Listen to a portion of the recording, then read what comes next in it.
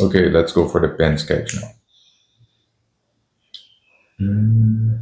This part takes a little bit more brain power because you want to have a nice line work, especially if you're drawing with a pen that has like a super dark line like this one.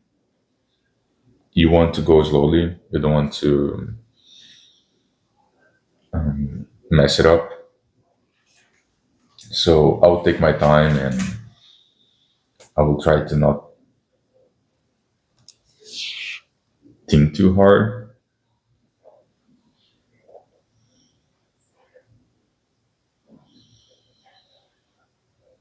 What I'm doing right now is basically reevaluating the design decisions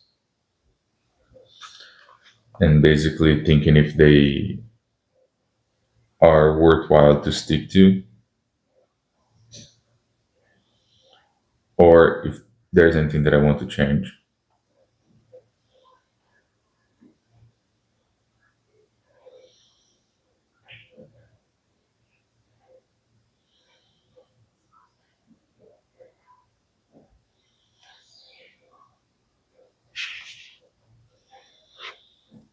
Again, I'm sorry for twisting the page, but that is necessary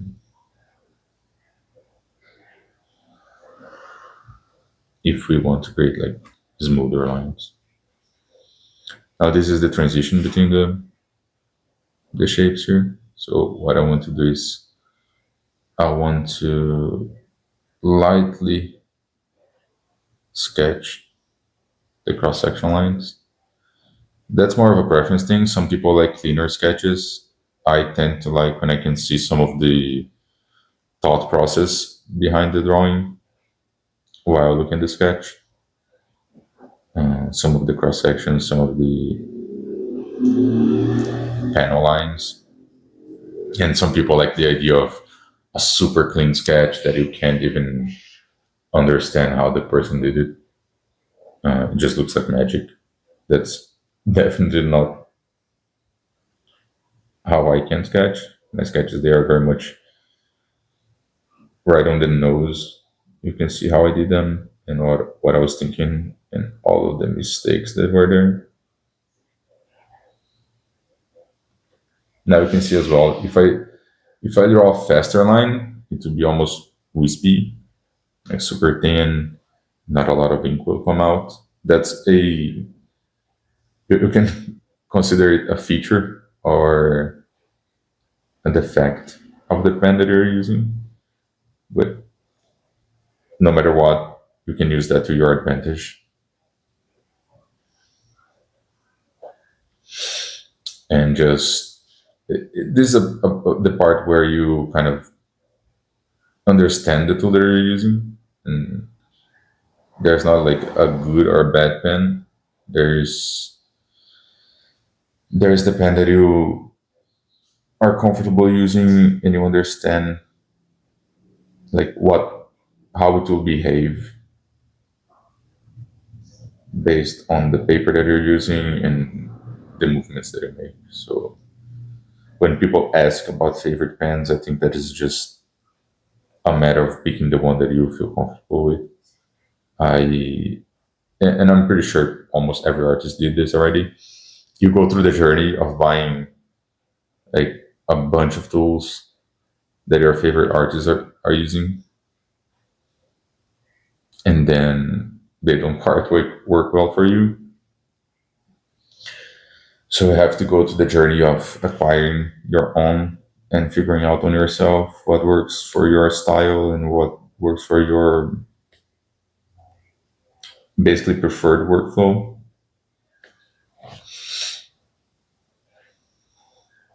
Now, like this is a good example. This is a line that I'll have to make like quite thick, and it's on a very weird angle for me to sketch because it's rounding up. So instead of challenging myself to do that, I'll just flip the page a little bit and sketch a more confident line. I'll do the same thing for, since I already have the page flipped, I'll take advantage of the timing and I'll just sketch all of the lines that use a similar angle.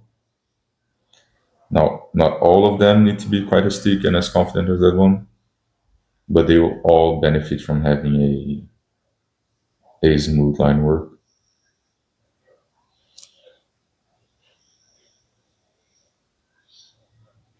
And you can see some lines I double down and I sketch them in a faster way because they don't need to be quite as impactful.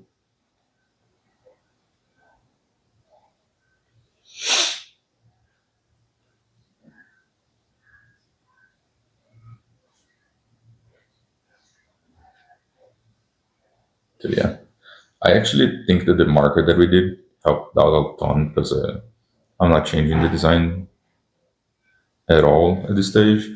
I'm basically just confirming the decisions that we made there. Like this part right here is a good example. I like the idea of having the cross section here just to show that this connects to the wing there and here.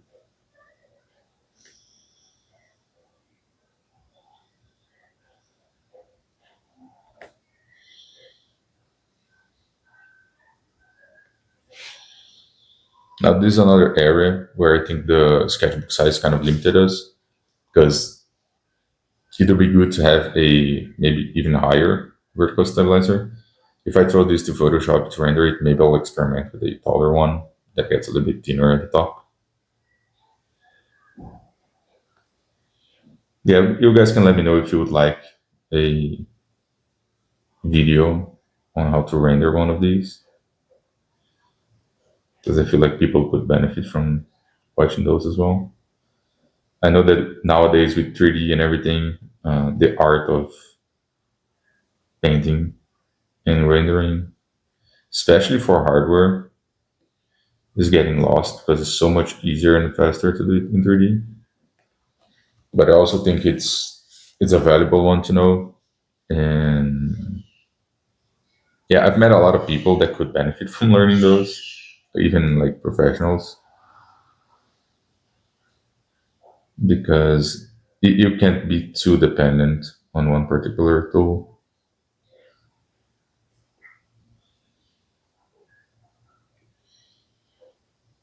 Because that's kind of like shooting yourself in the foot.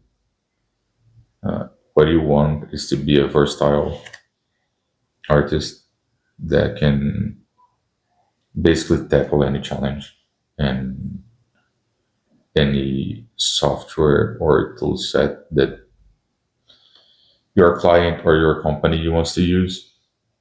So creating that confidence of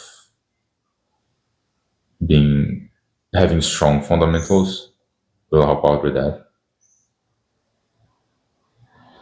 And it's a constant journey as well. Like I won't consider myself a master at the fundamentals.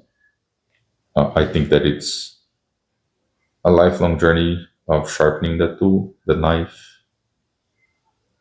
There are moments in your life when you're practicing them a little bit more, and moments where you're practicing them a little bit less. But the idea is that it's a forever journey, and you will spend almost the entirety of your life getting better and understanding them.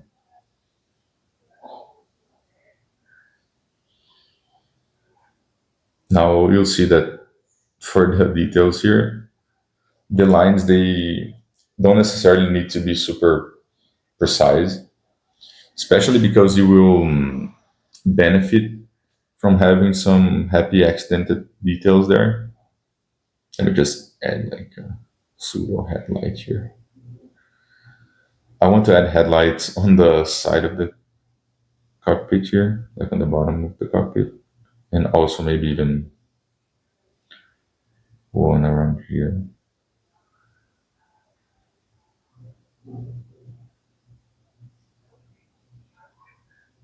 Yeah,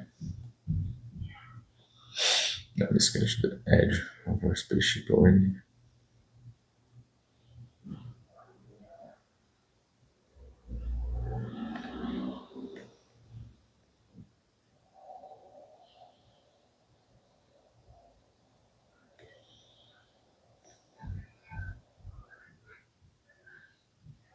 I ended up pulling it a little bit too short, so I will fix that by creating this bevel over here. So it shows that this is a tighter turn.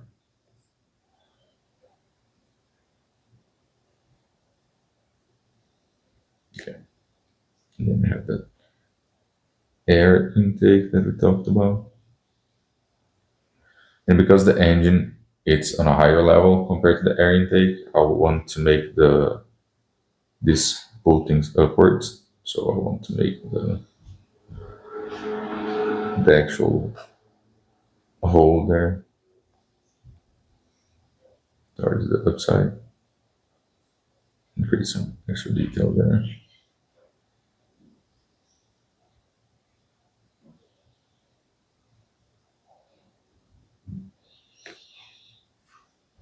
Nice.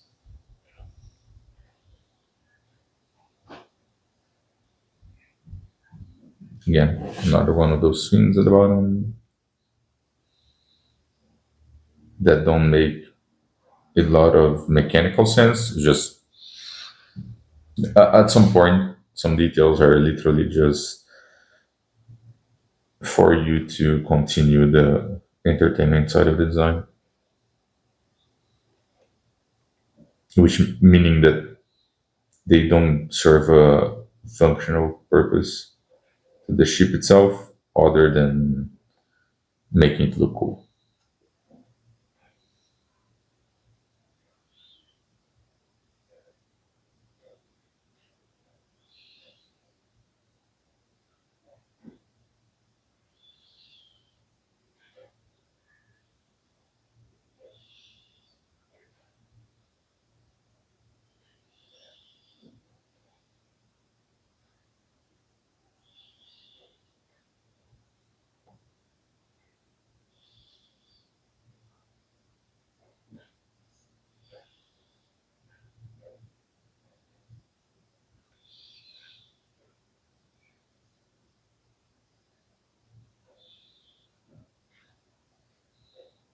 Now, when you're sketching an engine like this, I mentioned grabbing references before, but also think that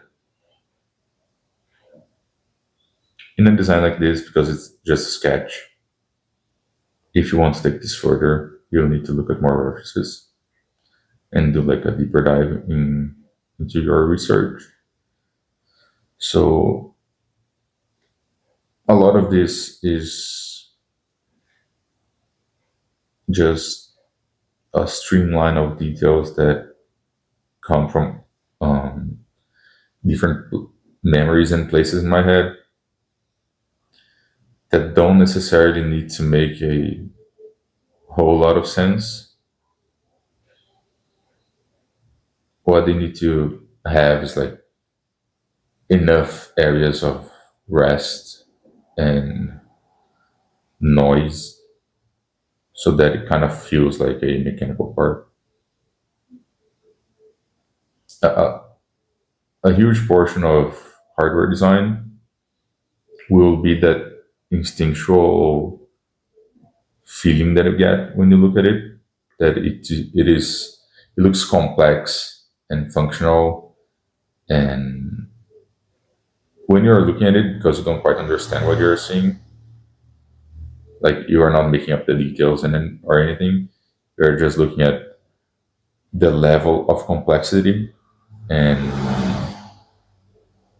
if it resembles something that makes sense, then you will believe that is actually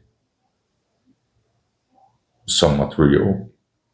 And then because the proportions are decent and the detail placement, it's half decent as well, so it makes somewhat a little bit of sense. When you render these with realistic materials, that's when kind of like comes to life.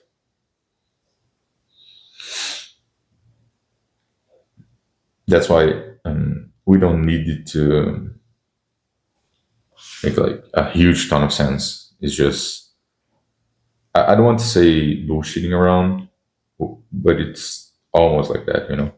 You are tricking your viewers into seeing something that it's more complex than how it actually is, and that carries over a function that it doesn't actually have. So having that knowledge of, okay, I just need to make it look real, and of course that if you can make it pseudo function in a sense that parts can move and they have like freedom of movement and freedom of rotation, and you can actually perform the overall actions that you want it to perform,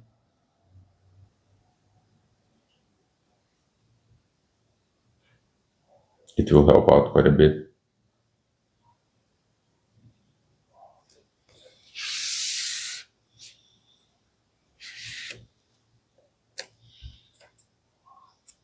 I should move this so you can see what I'm doing.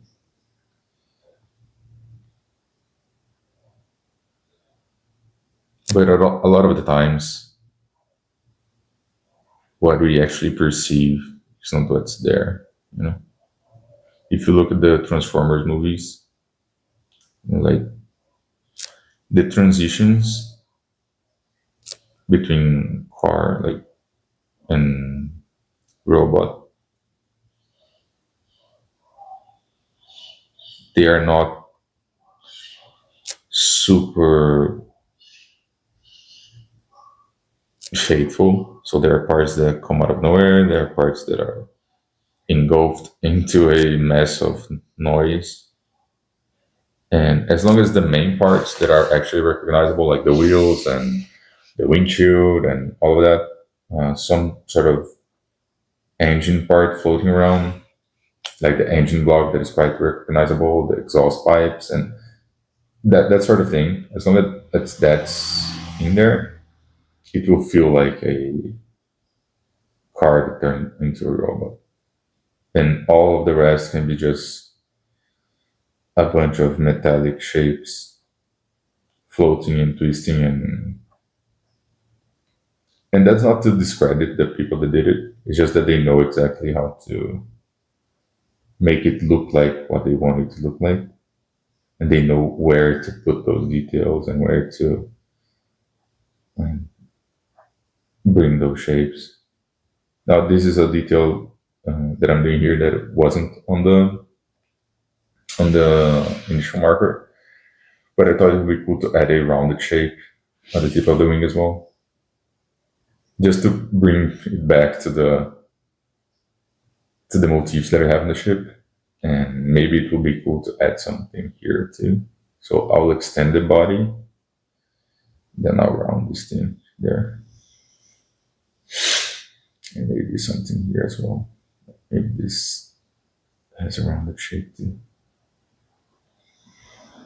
That this one doesn't need to connect there, just connect it to the other part of the body.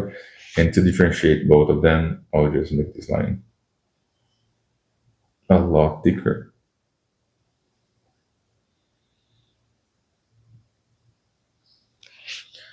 So that we can actually pull them apart. I'll still do a pass of a line weight pass.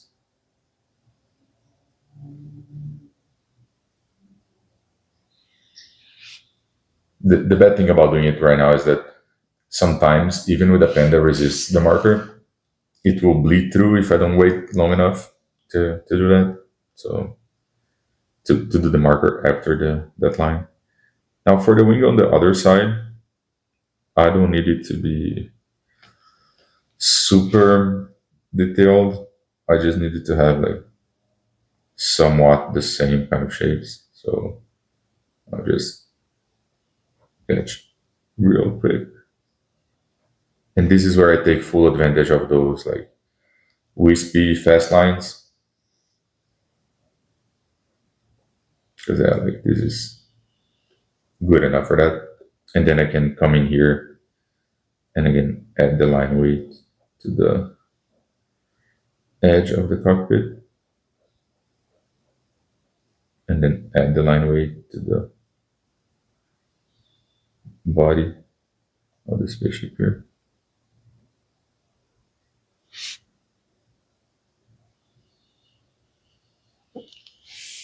And you can see that the drawing starts to come to life once you do this, because then what you're actually doing is just giving emphasis to certain areas.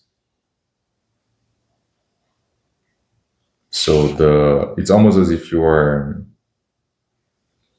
telling the viewers where to look at and where not to look at. So like this area here, I'll just leave it as is, and then I'll bring some line drawing shading to these parts. And then I'm just missing in terms of line weight, I'm just missing the wing and this engine shape. So I'll do the same deal over again, turning the sketchbook so I get a better angle.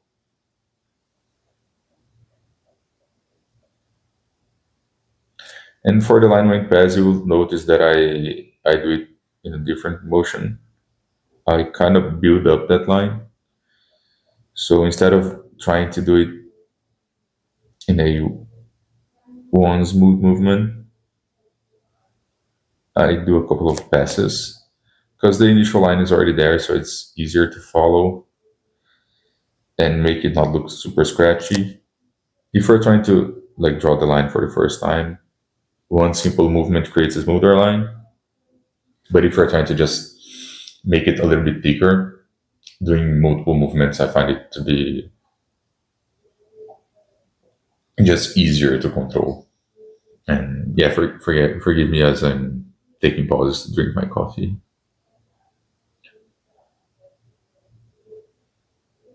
Just started to rain around here, so it's the perfect weather for some coffee and sketchbook practice. Okay. Yeah, this is basically it in terms of drawing. Now I want to add like a pilot around here. It is quite a big spaceship, so I'll just rough in like a head shape with a helmet. This really doesn't need to be like super precise at all. You just need a volume there so that when you are coming in with the marker, you have like a reference to make it some shadow that resembles a human there.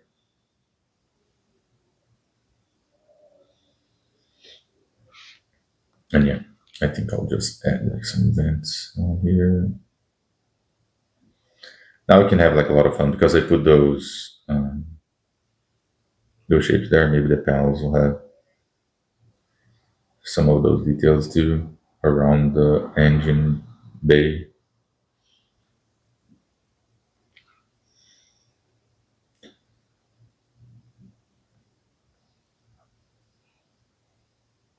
Around where the stabilizer is attached, around the shape of the cockpit. Yeah, maybe like a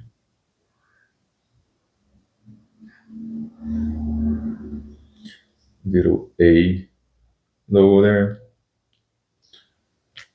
And I'm missing a panel around here, so I'll just sketch that real quick. Yeah, I think this is, yeah, we're done with the lines.